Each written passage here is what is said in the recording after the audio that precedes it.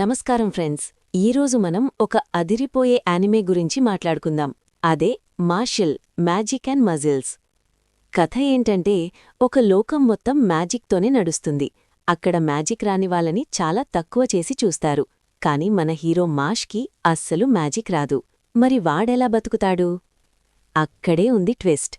Magic లేకపోయినా మాష్కి మామూలు body లేదు. ఇనుములాంటి మజిల్సున్నాయి.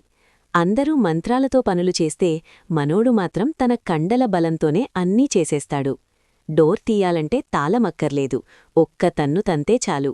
గాలిలో ఎగరాలంటే మంత్రం అవసరం లేదు, గాలిని కాళ్లతో తొక్కుతూ అలా పైకి వెళ్ళిపోతాడు.